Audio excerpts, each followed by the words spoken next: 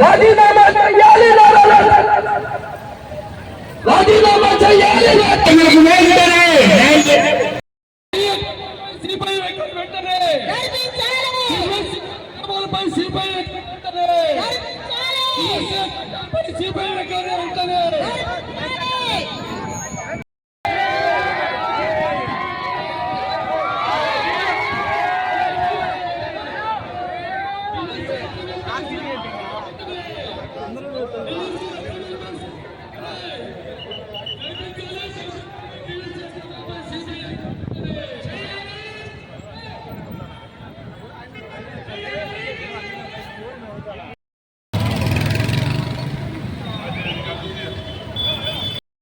అక్రమాలపైన ఇంత Peddana youth students తల్లిదండ్రులు కలిసి గవర్నమెంట్ మీద వ్యతిరేకంగా ర్యాలీకి వచ్చినారంటే అయ్యా చంద్రబాబు నాయుడు మీ పని గోయిందని అర్థమైపోయింది.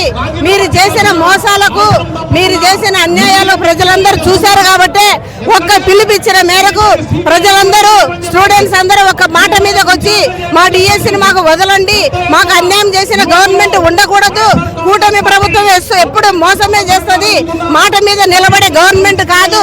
ముఖ్యంగా లోకేష్ నీకు రెడ్ బుక్ రాజ్యాంగం తప్ప నీకేమి కాపాడడం లేదు, స్టూడెంట్ పనులు అసలే కనపడటం లేదు. కాబట్టి నువ్వు ఇంటికి పోయి రాజీనామా చేసి ఇంటికి పోయి రెడ్ బుక్ రాజ్యాంగం చూసుకో. మరి మా 2029లో మా జగన్మోహన్ రెడ్డి గారు వస్తారు. ఆ రోజు మీ అందరి పేరు బ్లూ బుక్ లో ఉంటాయి. మీ పని కూడా మేము చెబుతాం. ఇక్కడికి వచ్చిన ప్రతి స్టూడెంట్ కు జగన్ అన్న భరోసా ఇచ్చినాడు. మీకు అందరికి నేనుండాను, మన గవర్నమెంట్ వచ్చి ఖచ్చితంగా స్టూడెంట్స్ అందరికి న్యాయం చేస్తానని చెప్పినాడు. కాబట్టి మేమందరం ఏకతాటిగా ఈ ర్యాలీలో పాల్గొన్నాము స్వచ్ఛందంగా. చంద్రబాబు నాయుడు ఓడిపోవడం తప్పదు. ప్రజలు రేపు స్థానిక ఎన్నికల్లోనే నీకు బుద్ధి చెబుతాం. ప్రజల్లో ఏదుంటే, ప్రజల మనసులో ఏదుంటే దాని మీదనే ఓటేస్తారు.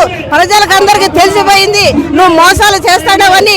డిఎస్సి మోసం చేసినావు, 20,000 ఉద్యోగాలు మోసం చేసినావు, నిరుద్యోగ వృత్తి మోసం చేసినావు, రైతు భరోసా మోసం చేసినావు, అమ్మఒడి మోసం చేసినావు, 50 ఏళ్ళకే పెన్షన్ అన్నా మోసం చేసినావు.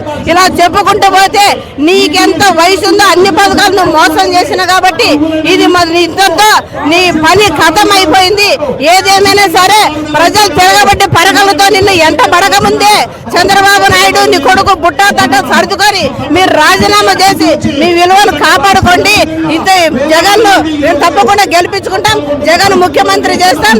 ఈ ప్రజలకందరికీ, ఈ స్టూడెంట్స్ అందరికి న్యాయం చేస్తాడని మేము మాటిస్తున్నాం. జై జగన్.